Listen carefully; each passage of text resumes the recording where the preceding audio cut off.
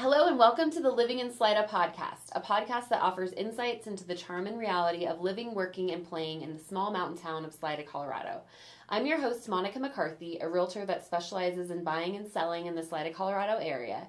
In addition to helping people buy and sell property here, I love connecting with the wonderful people in our community, learning about their experiences in our town, and sharing these little slices of life in Salida with you. And today we're going to be talking about what it's like to retire in Salida. Now, Salida is known as having a robust and active retired community. As of 2023, over 12% of our population is aged 55 to 64, and over 7% is 12% is 55 to 64, and 7% is 65 to 74. So we have a good amount of people in that retirement age group. Also, Yahoo Finance voted Salida, Colorado as the best town to retire in all of Colorado. So it's a good place to consider if you are interested in retiring here. And today, lucky for us, I'm speaking with a retiree here, Sheri Sauthoff. She is a retired nurse living in Salida. She moved here from the Front Range several years ago, which we'll talk a little bit about. And I know Sheri because she's the grandmother of one of my son's friends and the mother-in-law of one of my friends in town. She's very active in the Salida community. I see her social calendar is busier than mine. And so I thought she'd be a really good resource for us to just explore that insight into being a retiree in Salida. So thank you for being here, Sheri. I'm excited to be here as well. Yeah, thanks. So let's just start out with the question I like to ask everybody is, how did you end up in the lovely little town of Salida, Colorado? We already mentioned my grandchildren. Mm-hmm. So my son and daughter-in-law with their family moved here 3 years ago. Okay. And they had littles. So they now have a 5-year-old, a 3-year-old, and a 1-year-old. Mm-hmm. And my other grandchildren always lived out of state. So this was my opportunity to live in state with them and be a grandma. Yeah. And do fun things like story time and go to the pool and the hot springs and just hang out with them when I could do that. That's right. And where were you living before? I'm from Westminster, Colorado, which is in the Denver metro area. Okay. And how long were you there? That is not home. Home is Illinois, but I've been in Colorado 20 plus years. Gotcha. Okay. And then 10 years in Granby, which is another mountain town. Okay. But about 12 years in Westminster. Okay. Until I moved down here. So 90% of the time. Okay, that's right. Yeah, because you still have your Westminster home. I do have a home up there. It's a patio home, so it's very little maintenance. So Gotcha. I can just close it up and come down here thinking, it'd be 50-50. And then it came 60, 40. Yeah, I see you all the time. It's 99% of the time. So clearly you like it. It sounds like. Here. Yeah. I have more friends in this town than I've had anywhere I've lived. And I've lived all over the country, many spots. Wow. And you've only been here a few years, and right? Only 3 years. Less than 3 years. Yeah, because you bought here, what year was that? I think. It was was 3 years in the fall. Okay. Yeah, so that's a short amount of time to make a statement like you have more friends here than anywhere else. In fact, my daughter-in-law says, like you said, your calendar's busier than mine. You have more friends than I do. I know, it's so funny. Well, we'll try to make plans, and she was like, well, Sheri has this going on this day, so we'll have to look at another day. Book me early. Yeah, exactly. She's like, I gotta check with her. So had you been to Salida before your son and daughter-in-law moved here? No, never been down to this area. I've been as far as Buena Vista. Okay. But never made it down to Salida. Okay. And so it was brand new. I started visiting them when they moved initially. Okay. And then the more I was down here, the more I wanted to buy something and be here. So. And make sure you're closer to them. Yeah. So it's been great. That's amazing. Yeah. So, we kind of mentioned that you're active. So tell us a few of the things, or actually all the things. What kind of activities? You should see my long list. Oh, you got a list. I love it. I started thinking things. It's like, well, I do this. So what do you tell us about some of the stuff that you do? Big thing is pickleball. There's a great pickleball community between Buena Vista and Salida. So, but also on Wednesdays it's skiing. So we have a women's Monarch ski group. Nice. And we meet every Wednesday up at the ski area. And yeah. Went back to skiing. I hadn't skied for like 12, 13 years. Wow. But then I knew my family here loves to ski, especially Grandma has to keep up with the little ones. The 5-year-old this year has now surpassed me. He's a little prodigy with his skiing, but it's okay. But I do that. I'm involved with my church. They have Bible studies there at church. Found a wonderful, it's single and widowed ladies over 50. So we get together for luncheons once a month and do activities together. Yeah. And everything the town has to offer. You know, there's First Fridays, the art walk. I have a friend and I usually go once a month just to browse the galleries and have free snacks there. There you go. That's nice. And then in the summer is the concerts at the park on Thursdays, and I like the Salida Aspen concerts. Oh, okay. Culturally, it just is amazing what this little town has to offer, and I think I'm amazed with that. You know, there's the theater project. Yeah. Barefoot in the Park's coming up real soon. That's right. And what else have I done? You know, there's Fib Arc and the Chalk Festival. I just go on and on of all the different things. Yeah. What did I miss? I cannot tell you. Well, aren't you like in a mahjong group or something? I'm in a mahjong Yeah. group. Going off of memory here. I feel like I've heard that one mentioned a few times.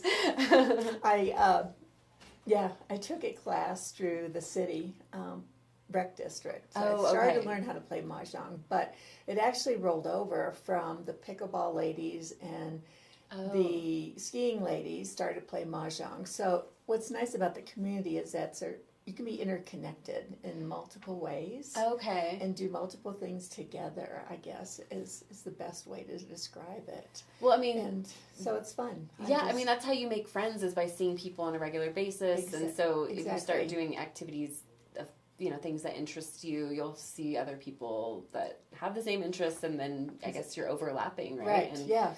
And create those friendships. So, you mentioned that you... so the group that was...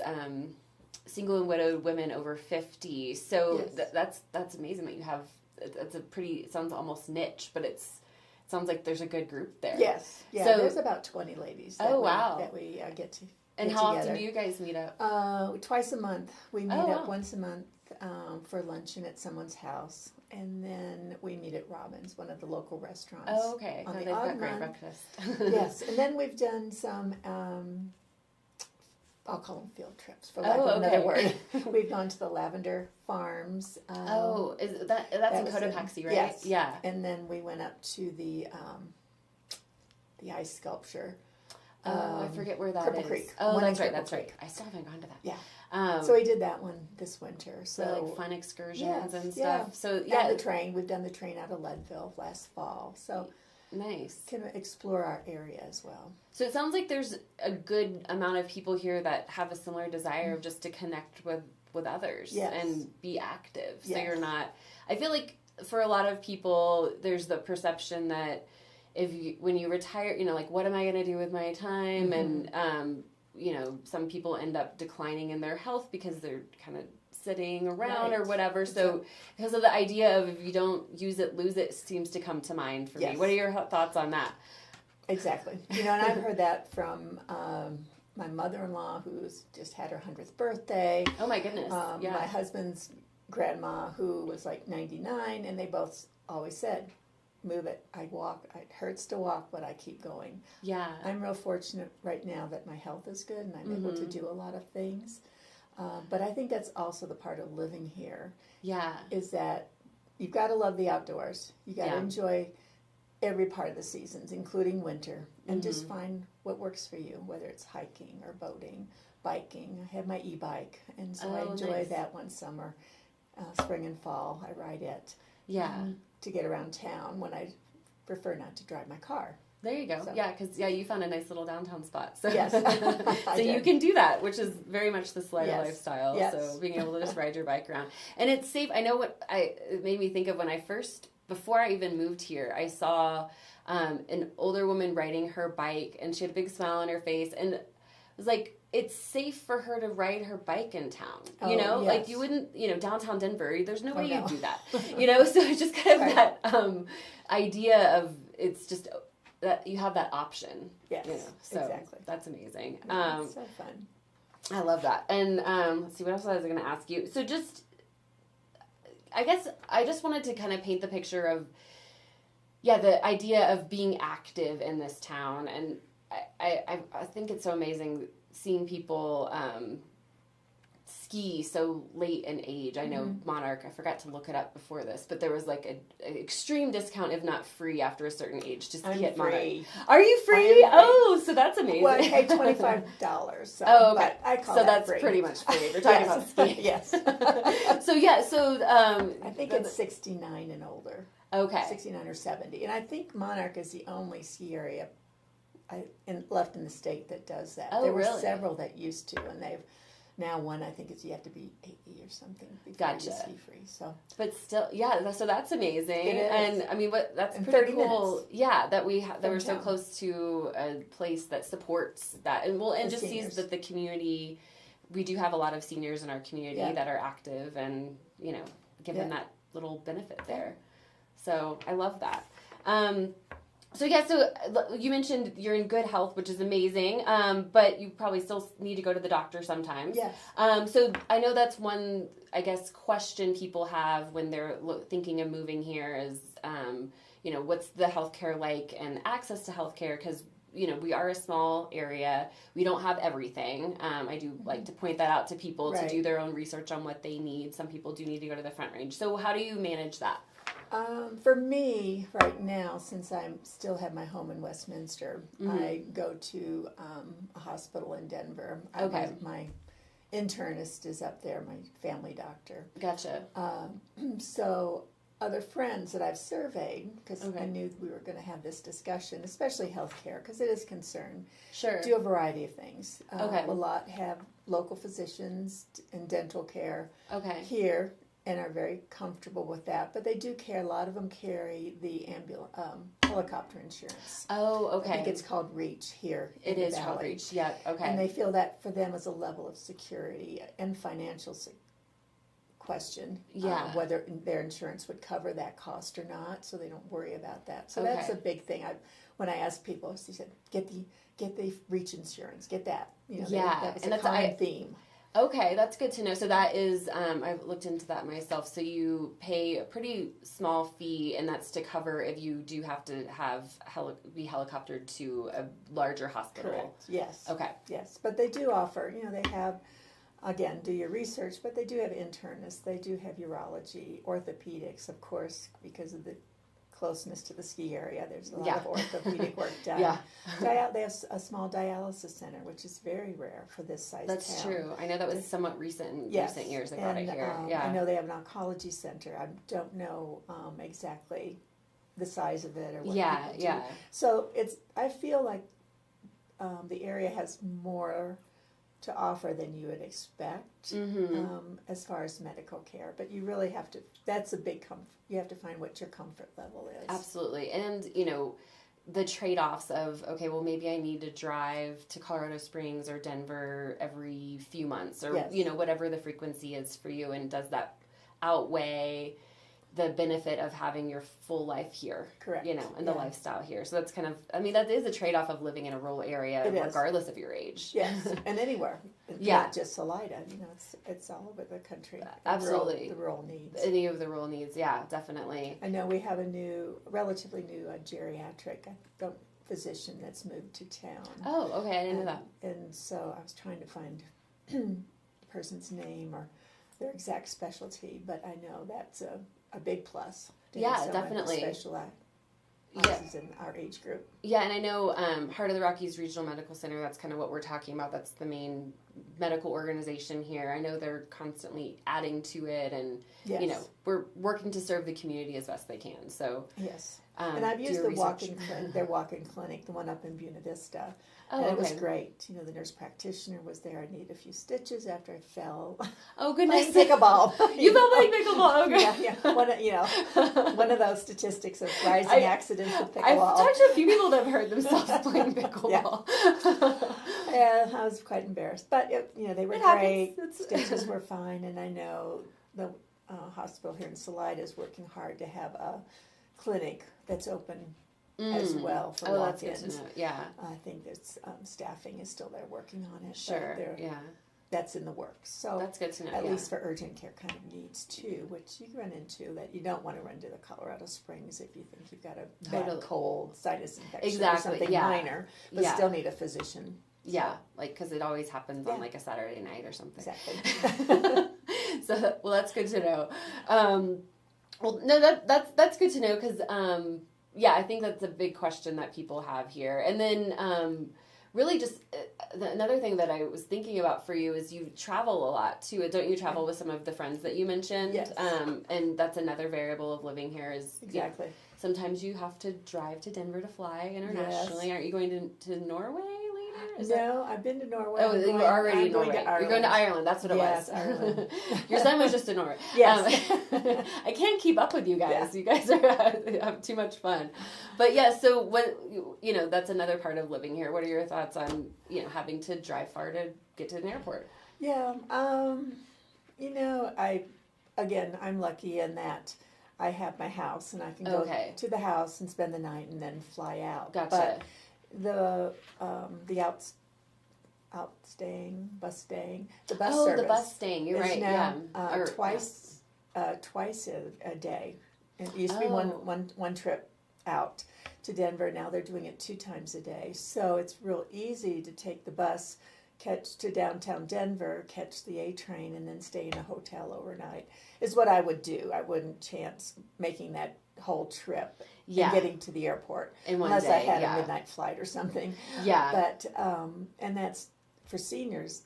I haven't looked for the price here, but it's super affordable. I want to say less than probably $20 one way. Okay. Like a minimal cost. Yes, exactly. So so that's an easy option. Yeah. Well, it sounds like you're willing to navigate, some creative ways to have a good lifestyle. Exactly. And to be able to live in a rural area. And I think it's easy for people to kind of, get stuck in what's comfortable and, say, well, I can't do that because of, it's not near this or I don't have that. And, how much do you need to be right next to, I don't know, fill in the blank, Costco, Target, whatever. Costco delivers now. So, there you go. See, creative ways you can figure it all out. So you don't need all of that. So what would you say to somebody who's considering moving here? They're thinking of retiring soon, or they've already retired. What kind of advice or insight would you provide to that person? I think the best thing is to come visit. Okay. I would think, and check it out as far as if you think that's going to fit your lifestyle and what you like to do. Yeah. I think that would be a good idea. Maybe come visit summer and winter because we always want to move someplace when we go on vacation and it's summer and it's here 70 degrees and it's beautiful. Well, winters are different. I mean, they're really nice. We get very little snow, but you have to also find your winter activities. If you're going to say, I'm just not going to do anything all winter, it's going to be a long winter for you and you may not be a good fit. So. Yeah. Or you can be a snowbird. Some people choose that. Yeah. You can afford to do that. Yeah. Then that's your option too, which is nice to be able to do that. And have a home in a warmer place in the wintertime. So I think you kind of can do either one of those things, right? Yeah. That makes sense. And one thing I forgot to mention, I guess, before we're wrapping up is just the activities, not just kind of the fun stuff you mentioned, but we have a lot of nonprofits and events and organizations in our community. And I know there's just a very vibrant retiree community that volunteers for those. And it's really like the heart of the town to keep those nonprofits alive and keep those events. I know you mentioned you volunteered at FibArc, right? And they would need a ton of volunteers. Yes. It's our the largest event, let me use proper English, in Salida by far. It draws in thousands of visitors, and they need hundreds of volunteers, I think. So, being able to, so if it's just one event or an organization like the Humane Society, the Arc Valley Humane Society, or name your cause. We have an organization that supports it. Concert series, the Salida Aspen Concert Series needs volunteers. Okay, yeah, and I love that. Or the Granary, or the Granary, or the food banks here. Absolutely. So there's a number of organizations and nonprofits in town that rely on people helping. Yeah, and I think I haven't done it. I have a friend who does it. Is where the Boys and Girls Club now is combining with senior volunteers.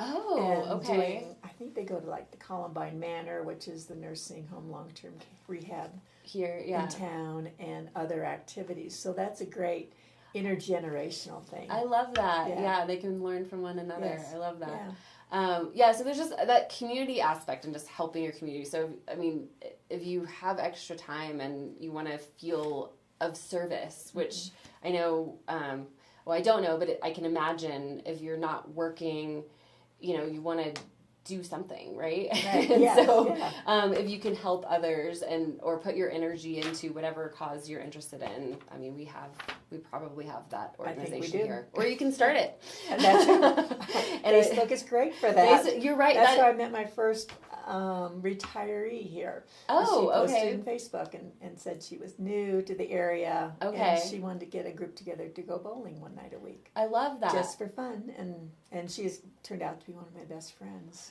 That's amazing. Yeah. I do point a lot of people to Facebook for that community aspect. Exactly. And there's a lot of people that kind of raise their hand to say, I'm new, I'm looking for friends, and it's met with so much just inclusion. Yes, exactly. So that's a really good tip for somebody who's looking to come here and to, put yourself out there a little bit, and it seems like you'll get a warm welcome. You will, because I am not one of those. When I moved here, made that choice, I was like, I'm more reserved and quiet, and I knew I had to put myself out a little bit farther than what I normally would do. Yeah. But the reception, as you say, has been so warm and loving here and inclusive that was no problem to get connected. Yeah. I love that. Well, that's perfect. Well, that's wonderful advice. Thank you for sharing your insights. So if you're interested in, exploring Salida as a retirement option, visit, join some Facebook groups, and try to make some friends. Go first is a way of putting yourself out there. I'm Monica McCarthy, a realtor who specializes in Salida and surrounding areas. If you're interested in connecting with me, whether it's to help you buy or sell a home or about being on this podcast, reach out to me. All of my contact information is in the show notes. And if you like this podcast, please share it with a friend. I'd love to get your help spreading the word. And you can learn more about Salida, Colorado and the real estate market here on my YouTube channel, which is also called Living in Salida, Colorado. Thank you for listening, and take care.